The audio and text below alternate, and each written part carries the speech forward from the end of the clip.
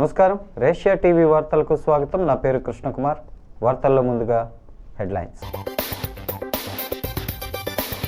దస్త్రాల పరిష్కారంపై చంద్రబాబు అసంతృప్తి, వివరణ ఇవ్వాల్సిందేనని మంత్రులకు ఆదేశం.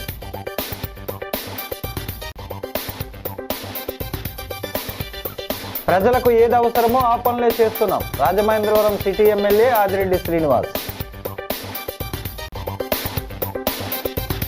అంగన్వాడీలకు 26,000 వేతనం ఇవ్వాలి, సబ్ కలెక్టర్ వద్ద భారీ ఎత్తున నిరసన ధర్నా.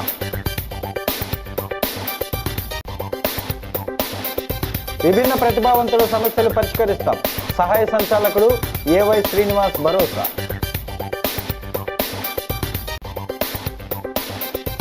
భక్తులతో కిటకిటలాడిన కాలభైరవ టెంపుల్, భక్తి శ్రద్ధలతో కాలభైరవాష్టమి జయంతి. ఇక డీటెయిల్స్ చూస్తే, దస్త్రాల్ని ఆన్లైన్లో ఈ ఆఫీస్ ఎక్కడి నుంచైనా పరిష్కరించే వెసులుబాటు ఉన్నప్పటికీ కొందరు మంత్రులు, కార్యదర్శులు, విభాగాధిపతులు ఇప్పటికీ రోజుల తరబడి సమయం తీసుకుంటున్నారని ముఖ్యమంత్రి చంద్రబాబు తీవ్ర అసంతృప్తి వ్యక్తం చేశారు. మంత్రులు, కార్యదర్శులు, విభాగాధిపతులలో సచివాలయంలో సమావేశం జరిగింది.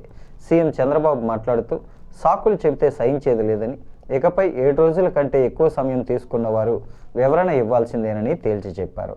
ఈ ఆఫీస్ ఫైల్స్ డిస్పోజబుల్ నివేదికను ఐటీ శాఖ కార్యదర్శి కాటమనేని భాస్కర్ సమావేశంలో వివరించారు. దాని ప్రకారం 2024 జూలై 15 నుంచి 2025 డిసెంబర్ 9 వరకు 16 నెలల 24 రోజుల వ్యవధిలో దస్త్రాల పరిష్కారంలో రవాణా శాఖ మంత్రి మండిపల్లి రాంప్రసాద్ రెడ్డి అట్టడుగున ఉన్నారు. ప్రతి దస్త్రాన్ని నిర్ణీత సమయంలో పరిష్కారం చూపించాల్సిందేనని, అలా చేయని పక్షంలో ముఖ్యమంత్రి హోదాలో తానే ఆ ఫైల్ను పరిశీలించి పరిష్కరించేందుకు చర్యలు తీసుకుంటానని స్పష్టం చేశారు.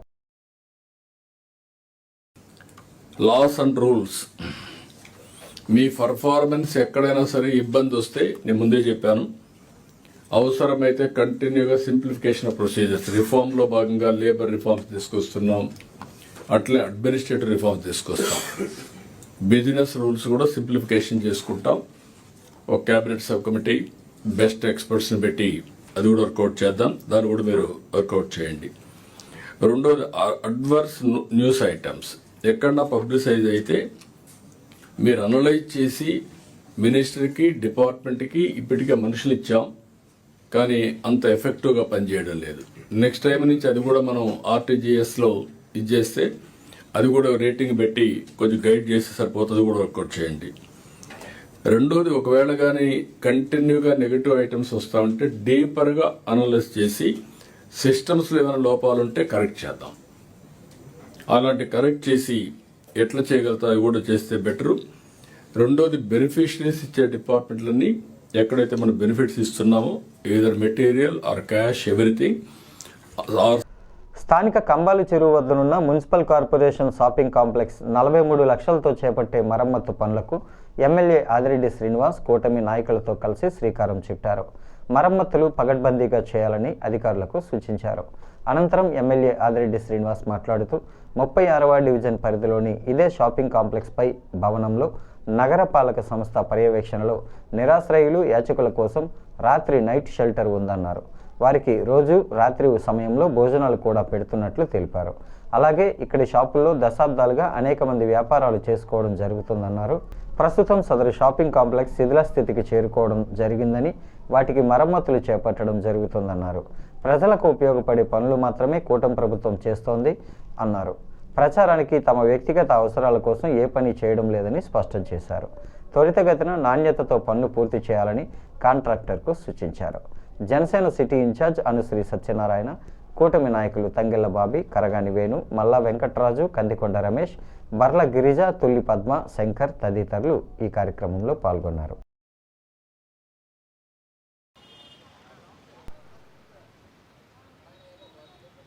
అలాగే ఇప్పుడు కంబల్ చెరువు దగ్గర ఏదైతే ఉందో షాపింగ్ కాంప్లెక్స్ కూడా మీరు చూడొచ్చు.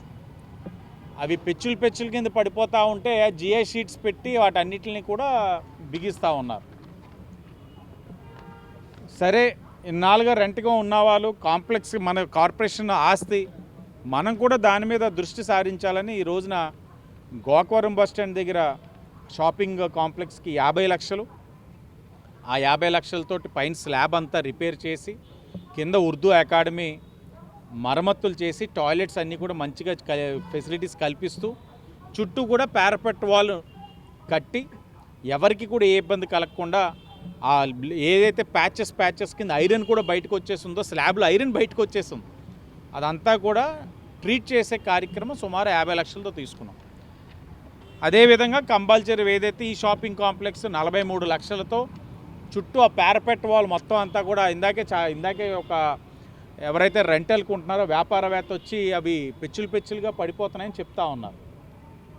అన్నిటిని కూడా పరిగణలో తీసుకొని పారాపెట్ వాల్ మొత్తం తీసేసి ఆ జిఐ ట్రస్సెస్ని షీట్స్ ఎక్కించే షీట్స్ మొత్తం వేసేటట్లు చుట్టూ కాంప్లెక్స్ చుట్టూ. అలాగే ఇక్కడ నైట్ షెల్టర్ ఉంది. నైట్ షెల్టర్లో ఉంటున్న వాళ్ళకి టాయిలెట్స్ చాలా ఇబ్బందికర పరిస్థితుల్లో ఉన్నాయి, అది కూడా పట్టించుకునేవాళ్ళు లేడు. ఇప్పుడు ఆ నైట్ షెల్టర్లో ఏదైతే వాళ్ళకి అవసరమైన టాయిలెట్స్ అన్నీ కూడా సరిచేసి ఈ కాంప్లెక్స్ అంతా కూడా చుట్టూ ఏదైతే ఉన్నాయో ఇబ్బందికర పరిస్థితులు అన్ని ప్లాస్టరింగ్స్ చేసి మరలా ఇది ఇంకొక 30-40 సంవత్సరాలు ఇబ్బంది లేని విధంగా చేసే కార్యక్రమం ఈరోజు కూటమి ప్రభుత్వం శంకుస్థాపన చేసింది. 2023లో 42 రోజుల పాటు సుదీర్ఘకాలం సమ్మె చేసిన తరువాత గత ప్రభుత్వం కుదుర్చుకున్న ఒప్పందాల మేరకు అంగన్వాడీలకు కనీస వేతనం 26,000 ఇవ్వాల్సిందేనని AP anganwadi workers and helpers union CITU అనుబంధ సంస్థ డిమాండ్ చేసింది. ఈ సందర్భంగా రాష్ట్ర నాయకురాలు వై బేబీరాణి మాట్లాడుతూ అప్పుడు సమ్మె విరమణ చేసిన డిసెంబర్ 12వ తేదీని కూటమి ప్రభుత్వానికి గుర్తు చేయడానికి శుక్రవారం రాజమహేంద్రవరం సబ్ కలెక్టరేట్ వద్ద ధర్నా చేపట్టామన్నారు. 11 డిమాండ్లను గత ప్రభుత్వం ముందు ఉంచగా 11 అంగీకరించారని, కనీస వేతనాల విషయాన్ని తరువాత చేస్తామన్న నెరవేరలేదన్నారు. ఆ తర్వాత అధికారంలోకి వచ్చిన కూటమి ప్రభుత్వం అంగన్వాడీలపై పనిభారం పెంచడమే తప్ప వారి సమస్యలను పట్టించుకున్న పాపాన పోలేదని ధ్వజమెత్తారు. కనీసం వేతనం 26,000, సంక్షేమ పథకాల అమలు, గ్రాట్యుటీ అమలు, గైడ్లైన్స్, వేతనంతో కూడిన మెడికల్ లీవ్ ఫ్రీ, స్కూల్ పిల్లలకు తల్లికి వందనాలు అమలు చేసే వరకు తమ పోరాటం ఆగదన్నారు. రాష్ట్ర నాయకురాలు మాణిక్యాంబ, CPM జిల్లా కార్యదర్శి టి అరుణ్, ఐద్వా జిల్లా నాయకురాలు టి తులసి, ఇతర నాయకులు కర్రి రామకృష్ణ, పవన్ తదితరులు మద్దతు పలికారు. అంగన్వాడీ సంక్షేమ పథకాలు. యాళ్ల బేబీరాణి, తూర్పుగోదావరి జిల్లా జనరల్ సెక్రటరీ. గతంలో 2023 డిసెంబర్ 12వ తేదీన 42 రోజుల సమ్మెకు ప్రారంభంగా ఆ రోజు జిల్లా కలెక్టర్ ఆఫీసుల దగ్గర ధర్నా కార్యక్రమం ప్రారంభించాము. 42 రోజులు సుదీర్ఘమైన సమ్మెను చేశాము. అంగన్వాడీలు రాష్ట్ర వ్యాప్తంగా 105,000 మంది కూడా రోడ్డు మీద కూర్చుని 42 రోజుల పాటు రాత్రి పగలు తేడా లేకుండా కార్యక్రమాలు చేశాము. ఆ రోజు ఇచ్చిన 11 డిమాండ్స్లో 10 డిమాండ్స్ మాత్రమే ప్రభుత్వం అంగీకరించింది. జీతాలు కనీస వేతనాలు 26,000 ఇవ్వాలని చెప్పేసి ప్రథమ డిమాండ్ అయిన కనీస వేతనాలని ప్రక్కన పెట్టి ఆనాడు ఉన్న వైసీపీ ప్రభుత్వం ఆ జీతాలని జూలై నెలలో యూనియన్ లీడర్లను కూర్చోబెట్టి ఆమోదయోగ్యమైన జీతాలు ఇస్తామని చెప్పేసి మినిట్స్లో రాయడం జరిగింది. అయితే తర్వాత వచ్చిన టీడీపీ కూటమి ప్రభుత్వం మమ్మల్ని అసలు పట్టించుకోకుండా ఈ రోజు వరకు కూడా వచ్చి 2 సంవత్సరాల కాలం అవుతున్నప్పటికీ కూడా ఇప్పటి వరకు జీతాల విషయం పట్టించుకోకుండా అంగన్వాడీల మీద పనిభారం పెంచుతూ అనేక యాప్లను తీసుకొస్తూ నెట్ ఇవ్వకుండా, ఫోన్లు ఇవ్వకుండా ఈ విధంగా ఇప్పటివరకు ఇబ్బంది పెట్టిన పరిస్థితి. అయితే ఆగస్టులో సెల్ ఫోన్లు పని చేయట్లేదు కాబట్టి వెనక్కి తిరిగి ఇచ్చి 4 రోజుల పాటు మొత్తం వర్క్ అంతా నిలిపివేసిన పరిస్థితుల్లో ఈరోజు 5GB ఫోన్లు ఇస్తామని చెప్పేసి ప్రభుత్వం ఫోన్లు ఇచ్చి పని ఒత్తిడి అయితే పెంచడం జరుగుతూ ఉంది. ముఖ్యంగా ఈరోజు డిసెంబర్ 12 సమ్మె ప్రారంభించిన ఈ రోజుని ఒకసారి ప్రభుత్వానికి గుర్తు చేస్తూ ఉన్నాము.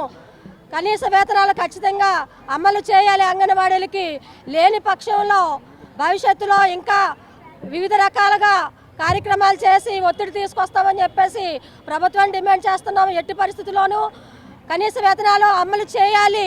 అమలు చేయని పక్షంలో మేము వేరే కార్యక్రమాలు కూడా తీసుకుని ప్రభుత్వం మీద ఒత్తిడి తీసుకొస్తామని ఈ సందర్భంగా డిమాండ్ చేస్తూ ఉన్నాం.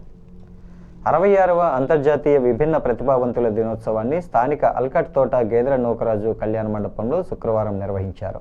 కూటమి ప్రభుత్వం 7 వరాలు ప్రకటించిన సందర్భంగా పాలాభిషేకం కార్యక్రమాన్ని నిర్వహించారు.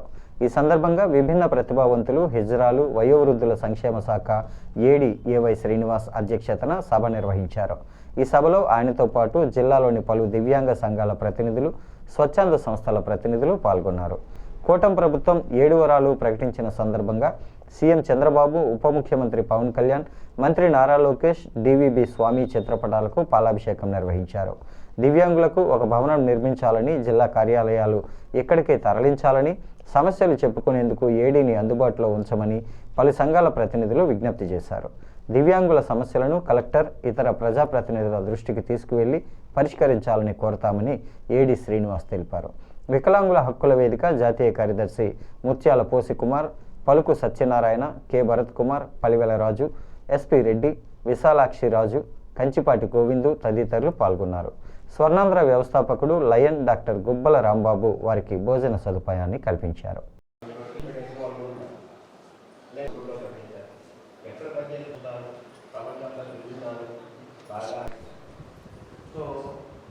జిల్లా కలెక్టర్ శ్రీమతి చేకూరి కీర్తి ఐఏఎస్ వారి ఆదేశాల మేరకి మనం ఈ రోజున రాజమహేంద్రవరంలో, ఈస్ట్ గోదావరి డిస్ట్రిక్ట్ రాజమహేంద్రవరంలో విభిన్న ప్రతిభావంతులు, అంతర్జాతీయ విభిన్న ప్రతిభావంతుల వేడుకలు ఈ రోజున నిర్వహించడం జరుగుతోంది. ఇక్కడ ముఖ్యంగా ఏంటంటే ఈ యొక్క ఇంతకుముందు ఇదే ఫంక్షన్ని 3వ తారీఖు నాడు కాకినాడలో నిర్వహించడం జరిగింది. 9వ తారీఖు నాడు అమలాపురం, డాక్టర్ బిఆర్ అంబేద్కర్ కోనసీమ జిల్లా అమలాపురంలో నిర్వహించాము. ఈ రోజున రాజమహేంద్రవరంలో నిర్వహిస్తున్నాము. ఈ కార్యక్రమంలో మనకు ముఖ్యంగా ఇక్కడ వచ్చినటువంటి సంఘ నాయకులు, అదే రకంగా స్వచ్ఛంద సంస్థలు, తర్వాత కొంతమంది అఫీషియల్స్, పీడీ మెప్మా గారు ఇలాంటి అఫీషియల్స్ కూడా వచ్చి ఉన్నారు. వీరందరితోటి కూడా ఈ రోజున ఈ యొక్క విభిన్న ప్రతిభావంతులకి వారిని ఈ యొక్క అంతర్జాతీయ వేడుకల్ని మనం ఇక్కడ నిర్వహించడం జరుగుతోంది. ఈ దివ్యాంగుల దినోత్సవ కార్యక్రమాన్ని నిర్వహించినటువంటి వికలాంగుల సంక్షేమ శాఖకు ప్రత్యేక ధన్యవాదాలు తెలియజేసుకుంటున్నాం. ఈ రోజున ఈ కార్యక్రమంలో భాగంగా దివ్యాంగులకు ల్యాప్టాప్లు, ఉపకరణాలు అన్నీ కూడా దివ్యాంగుల సంక్షేమ శాఖ తరఫున ఏర్పాటు చేస్తున్నారు.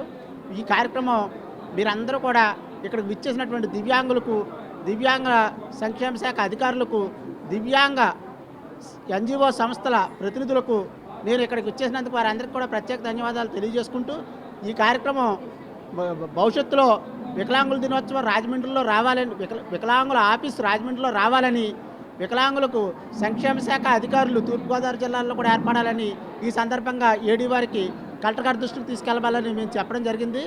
మరి ప్రభుత్వ అధికారులు వారి పనుల్లో ఉండడం వల్ల రాలేదని చెప్పి సార్ చెప్తున్నారు. వాళ్ళందరినీ కూడా ఆహ్వానించడం అయితే జరిగింది. రాజమహేంద్రవరం గోదావరి గట్టున ఉన్న శ్రీ స్వర్ణాకర్షణ కాలభైరవ స్వామి ఆలయంలో కాలభైరవాష్టమని, కాలభైరవ జయంతి వేడుకలు అంగరంగ వైభవంగా జరిగాయి. భక్తులు క్యూ లైన్లలో భారీ ఎత్తున బారులు తీరి కాలభైరవ స్వామిని దర్శించుకున్నారు. కాలభైరవ గురు సంస్థాన్ మఠం నిర్వాహకులు శ్రీ స్వర్ణాకర్షణ కాలభైరవ టెంపుల్ స్వామీజీ కాలభైరవ స్వామి మాట్లాడుతూ, ఆ కాలభైరవ స్వామిని దర్శించుకుని ఆయన మంత్రాన్ని జపించడం ద్వారా అందరి కుటుంబాల్లో మేలు జరుగుతుందన్నారు. ఆ స్వామిని ప్రత్యేక సమయాల్లో దర్శించుకొని స్వయంగా గోదావరి నీటితో అభిషేకం చేసుకొని అక్కడ ఇచ్చే నాణాలను ఇంట్లో జాగ్రత్తగా భద్రపరచడం ద్వారా ఆరోగ్య ఐశ్వర్య సిద్ధి కలుగుతుందని చెప్పారు. ఇదే సమయంలో కాలభైరవ స్వామి మాల ధరించిన రాష్ట్రంలోని పలు ప్రాంతాలకు చెందిన భక్తులు స్వామికి ఇరుముళ్లను సమర్పించుకున్నారు. ఉదయం నుంచి భక్తులు భారీగా తరలివచ్చి కాలభైరవ స్వామిని, శ్రీ వజ్రవారాహి, రాజశ్యామల అమ్మవారిని దర్శించుకొని అన్నప్రసాదాలను స్వీకరించారు. పలువురు మాలధారులు కాలభైరవ మంత్రంతో తమకు జరిగిన మేలుని వివరించారు.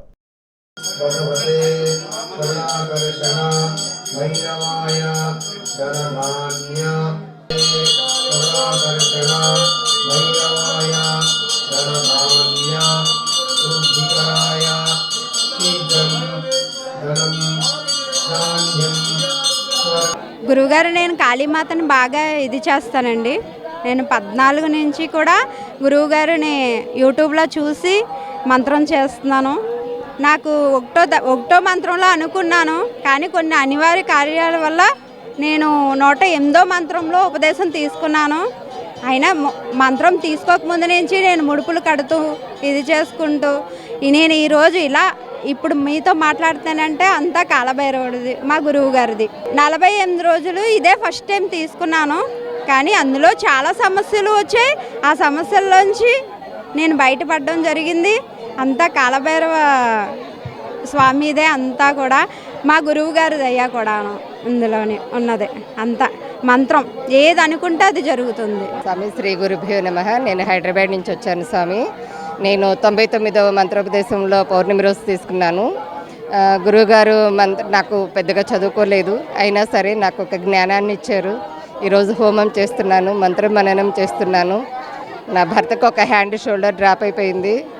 ఆ రోజు నుంచి నేను జాబ్ చేయరేమని బాధపడినాను. ఈరోజు ఆ గురువుగారి దయ వల్ల నేను నా భర్త సంతోషంగా ఉన్నాము. వచ్చి ఈరోజు హోమంలో పాల్గొన్నాము. చక్కగా ఇంకా కొన్నాళ్ళ పాటు జాబ్ చేయమని ఆయన ఆశీర్వాదంతో నేను నా కుటుంబం చాలా చక్కగా ఉన్నాం స్వామి. నా చిన్న కూతురు కూడా అవుట్ ఆఫ్ పంపించాను స్వామి. మేము మిడిల్ క్లాస్ ఫ్యామిలీ ఏను.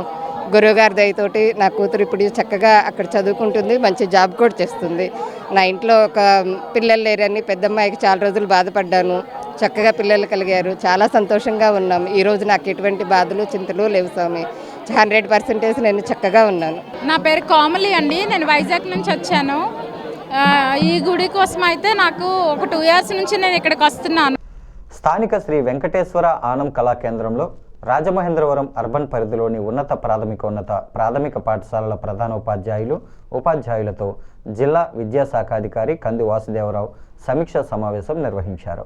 ఈ సందర్భంగా డిఈఓ మాట్లాడుతూ ఈ విద్యా సంవత్సరం 10వ తరగతి విద్యార్థుల విషయంలో ముందు నుంచే ప్రణాళిక అమలు చేయడం ప్రారంభించామని అన్నారు. ముందస్తు ప్రణాళికతో చేసిన ఏ పనైనా విజయవంతం అవుతుందన్నారు. 10 విద్యార్థులకు 100 రోజుల ప్రత్యేక కార్యాచరణ ప్రణాళికను నిబద్ధతతో అమలు చేయాలన్నారు. ఈ ప్లాన్ అమలు తీరు పరిశీలనకు ప్రత్యేకంగా పర్యవేక్షణ అధికారులను నియమించామని చెప్పారు. ప్రధానోపాధ్యాయులందరూ ఇచ్చిన ప్రణాళిక ఖచ్చితంగా అమలు అయ్యేలా చూడాలన్నారు. Urban range DI B Dilip Kumar మాట్లాడుతూ 10 విద్యార్థుల విషయంలో ఉపాధ్యాయులందరూ కృషి చేసి ఉత్తమ ఫలితాలు సాధించాలన్నారు. Urban SEO 2 Rama Rajani 8 cluster complex హెచ్ఎంలు అర్బన్లోని ఉన్నత పాఠశాలల ప్రాథమిక ఉన్నత హెచ్ఎంలు పాల్గొన్నారు. మరి ఈ విధంగా మేము లాస్ట్ ఇయర్ అయితే చదివించడం అంటే పీరియడ్ ప్లాన్ చదివించడం, ఒక పీరియడ్ రాయించడానికి అలా ప్రతి టీచర్కి కూడా అడాప్షన్ ఇవ్వడం, ఎక్కువ బెటర్ పర్సంటేజ్ వచ్చేలాగా మేము కష్టపడి పనిచేసి సహకరించాలి. తప్పనిసరిగా చూడండి అన్న అవకాశం ఉంటే అందరూ మాట్లాడారు. అక్కడి నుంచి కూడా అందరూ మాట్లాడింది కూడా మనకి ఒకటే, గ్యారంటీ ఎఫ్ఎల్ఎల్ అలాగే 10th క్లాస్ అంటే 75 days action plan, 100 days action plan, ఈ 2 ప్రధానంగా. మీ వరకు అంటే ప్రాథమిక స్థాయిలో ఉన్న ప్రాథమిక స్థాయి పాఠశాలలో పనిచేస్తున్న ఉపాధ్యాయులు కానివ్వండి, హై స్కూల్స్లో పనిచేస్తున్న స్కూల్ అసిస్టెంట్స్ కానివ్వండి, మీ వరకు విషయాలు పూర్తిగా రావు. ఎందుకంటే మీరు వెబెక్స్లో అంటే పాల్గొనే అవకాశం మీకు లేదు.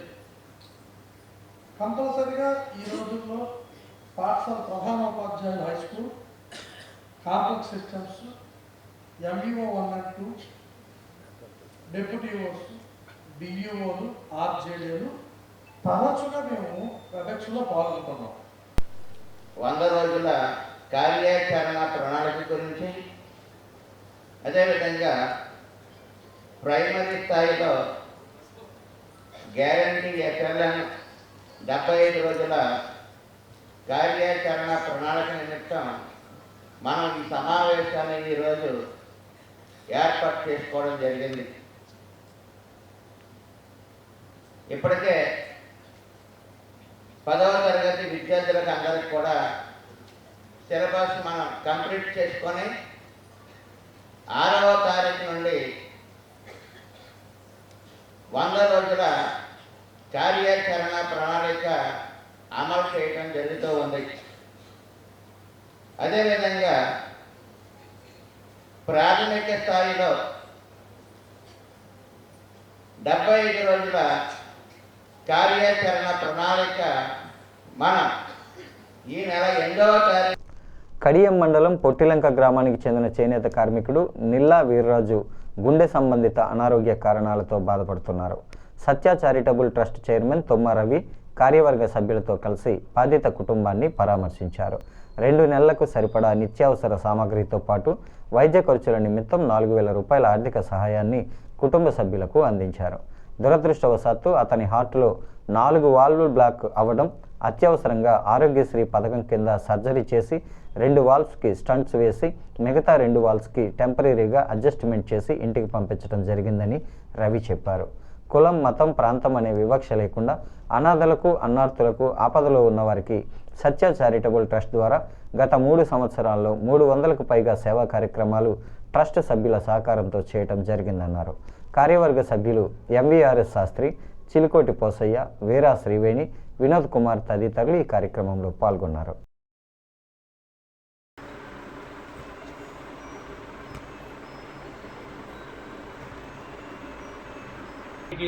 నేత పని రాదు.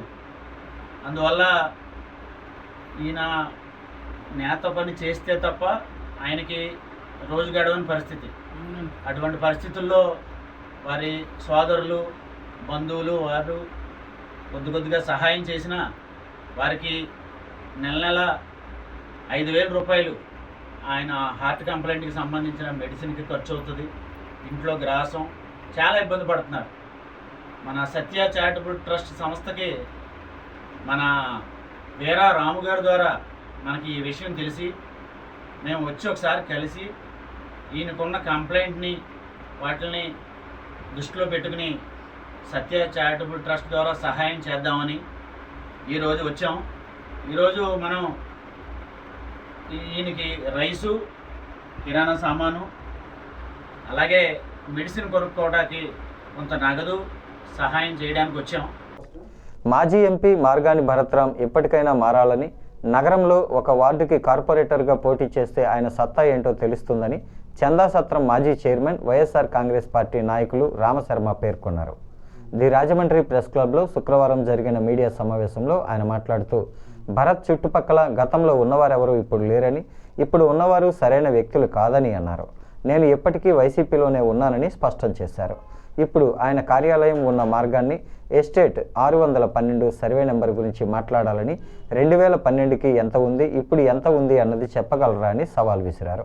గతంలో భరత్ వెంట తిరుగుతూ ఎగ్జిబిషన్లు నిర్వహించే కొంచెం సత్యకి 3,50,000 ఇవ్వాల్సి ఉందని, ఆ విషయంలో ఆయనే చనిపోయే ముందు పుస్తకంలో రాసుకున్నారని, ఆయన భార్య డబ్బుల కోసం తిరుగుతున్నా కనీసం పట్టించుకోవడం లేదని ఆరోపించారు. రామశర్మ ఆధారాలు లేకుండా ఏది మాట్లాడడని, అన్ని విషయాలు నిరూపించడానికి సిద్ధంగా ఉన్నానని తెలిపారు. ఈ భరత్ గారి వాళ్ళు భరత్ గారి 3,50,000 రావాలి కదా, మీకు వచ్చాయా? ఏమన్నారండి? ఏదో చూస్తానండి అంటాను కానీ అంటాను తెలియదు. 3 సంవత్సరాలు కాళ్ళు అరిగినా తిరిగినట్టు. ఏమా 3 సంవత్సరాలు కాళ్ళు అరిగినా తిరిగానండి. ఇప్పుడు వెళ్ళినా కూడా ఇదిగో అన్నారు కానీ ఏం సమాధానమే లేదు. నాకు కనీసం సాయమే చేయలేదు. అప్పుడు కోటేశ్వరుడు బైబర్త్ గోల్డెన్ స్పూను నీతిగా నిజాయితీగా మారిపోయిన ఆఖరికి ఒక ఆడదే అతనితో తిరిగిన సహచరుడు వాళ్ళ భార్య నా చుట్టూ నిజాలు జరుగుతుంది కనీసం అయ్యో పాపం అని చెప్పేసి అసలు ఉల్టా 3,50,000 ఇంకో 6,50,000 10 లక్షలు ఇచ్చినా నష్టం లేదు అతనికి, అతని కుటుంబానికి. అంత సేవ చేశాడు. ఆ 3,50,000 దిక్కులేదు. ఇతను నాయకుడు, ఆయన వెనకాల ఇంకో 4 దేశం తిరుగుతున్నాడు. ఆ 4 కరెక్ట్గా ఉంటారా? వాళ్ళు కరెక్ట్ కాదు. నేటి తరం విద్యార్థుల్లో తెలుగు భాష పట్ల మమకారం పెంచేందుకు 1008 మంది విద్యార్థులచే శతక పద్య సహస్రాధిక గళధారణ వందే మాతర గీతాలాపన కార్యక్రమం రాజమండ్రిలో ఈ నెల 13వ తేదీన గోదావరి గట్టు ఛాంబర్ భవనంలో జరుగుతుంది. మాతృభాషా పరిరక్షణ సేవా సమితి పెరవలి ఆధ్వర్యంలో ఆంధ్రకేసరి యువజన సమితి సహకారంతో ఈ కార్యక్రమం జరుగుతుందని సమన్వయకర్తలు సిహెచ్సి నాగభూషణం, సమితి పూర్వాధ్యక్షులు దేశిరెడ్డి బలరామనాయుడు తెలిపారు. ఇందుకు సంబంధించిన కరపత్రాన్ని సరస్వతి ఘాట్లో ఆధ్యాత్మికవేత్త తోట సుబ్బారావు ఆవిష్కరించారు. విద్యార్థులు భరతమాత తెలుగు తల్లి వేషధారణలో పాల్గొంటారన్నారు. డాక్టర్ శ్రీపాద సీతామహాలక్ష్మి తెలుగు బాల శతక విశిష్టతను తెలియజేస్తారని చెప్పారు. వివిధ పాఠశాలల యాజమాన్యాల భాగస్వామ్యంతో ఈ కార్యక్రమం జరుగుతుందని వివరించారు. సమితి సభ్యులు మాదిరాజు శ్రీనివాస్, దూర్వాసుల సత్యనారాయణ, రఘుపాత్రుని సాయిబాబా, గుడిపూడి సునీల్ కుమార్ తదితరులు పాల్గొన్నారు.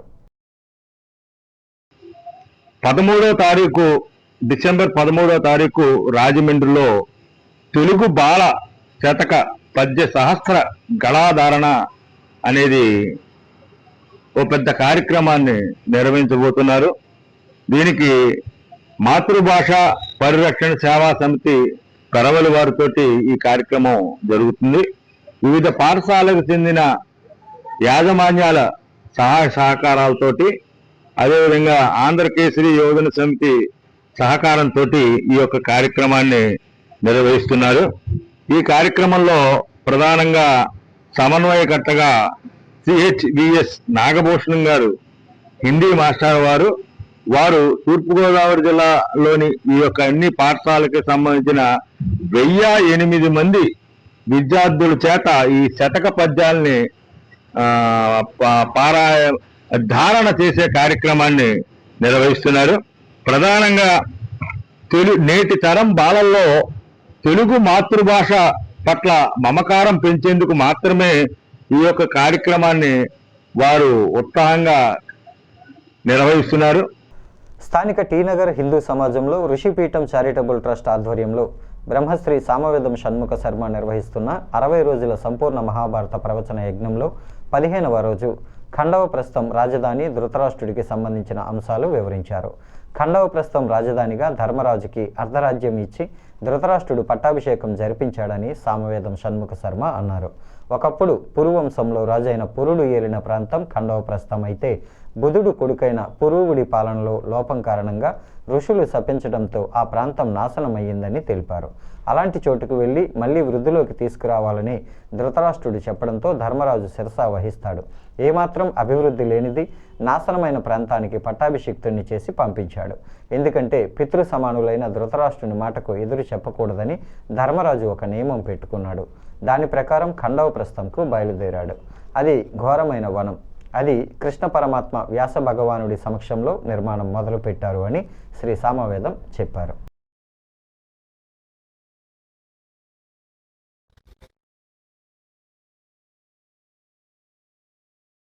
తర్వాత ధవళేశ్వరం నుంచి విచ్చేసినటువంటి ధృతరాష్ట్రుడు భీష్మద్రోణాదుల సమక్షంలో ధర్మరాజుని ఖాండవప్రస్థానికి రాజుగా పట్టాభిషిక్తుని చేశాడు. అంతవరకు చెప్పుకున్నాం. అర్ధరాజ్యం అని ఇస్తున్నానని చెప్పాడు. ఈ సమయంలో రాజ్యము, దాని స్వరూపు ఇత్యాదులన్నీ చెప్పుకోవడం జరిగింది. మనం ఎప్పుడైతే అర్ధరాజ్య పట్టాభిషేకం నిర్ణయమైందో వెంటనే అప్పటికప్పుడే పట్టాభిషేకం ఏర్పాట్లు చేయడం జరిగింది. విదురుడికి ఆ విషయములన్నీ పురమాయించగానే యజ్ఞ సామగ్రంతో అక్కడ చేర్చబడింది. స్వయంగా అక్కడ వ్యాసదేవుడి సమక్షంలో కార్యయామాస విధివత్ కేశవానుమతే తథా, కేశవుడైన శ్రీకృష్ణ పరమాత్మ యొక్క అనుమతితో అక్కడ జరిగినది. ఏవముక్త్వాతు తే సర్వే ఆశీర్భిరభిపూజయన్ మూర్ధాభిషిక్త కౌరవ్య సర్వాభరణ భూషిత. అంతేకాదు జనులందరూ జయజయధ్వానాలు పలుకుతూ ఉండగా మొత్తం నగర ప్రదక్షిణకు బయలుదేరాడు ధర్మరాజు. అది కూడా సంప్రదాయం. పట్టాభిషేక సమయంలో తాను పాలించబోయే నగరానికి ప్రదక్షిణం. అది కూడా గజాన్ని అధిరోహించి ఔపవాక్యమథారుహ్య శ్వేతఛత్రేణ శోభిత, తెల్లని గొడుగు నీడలో ఆయన ఊరేగిస్తూ వెళ్ళి అటు తర్వాత సింహాసనం మీద కూర్చుని ఉండగానే అప్పుడు అందరూ సంతోషిస్తున్నారు, జయ జయధ్వనులు పలుకుతూ ఉన్నారు. భద్రపీఠంపై సమాసీనుడైనటువంటి ధర్మరాజుకి అభిషేకం జరిగింది. ఆ సమయంలో గాంధారి పుత్రాహ శోచంతః సర్వే తే సహ బాంధవై, గాంధారి పుత్రులు మాత్రమే శోకంతో ఉన్నారు. అది గమనించాడు ధృతరాష్ట్రుడు. వాళ్ళ శోకం కొంచెం కనబడుతోంది, ఇతను లోపల దాచుకున్నాడు. జ్ఞాత్వా శోకంత పుత్రాణం ధృతరాష్ట్రోబ్రవీన్ రూపం సమక్షం వాసుదేవస్య కురూణాంచ సమక్షతః. తన పుత్రుల యొక్క దుఃఖాన్ని తెలుసుకున్న ధృతరాష్ట్రుడు వాసుదేవుడు భీష్మాదుల సమక్షంలో మాట్లాడుతున్నాడు. ఇవాళ చాలా చక్కగా నీ పట్టాభిషేకం జరిగింది. ఇది సామాన్య పురుషులకి సాధ్యం కానటువంటి పట్టాభిషేకం నీకు లభించింది. పూర్వుల రాజ్యం నువ్వు పొందేవు. గచ్చత్వమధ్య. ఈ వార్తలు ఇంతటితో సమాప్తం. నమస్కారం.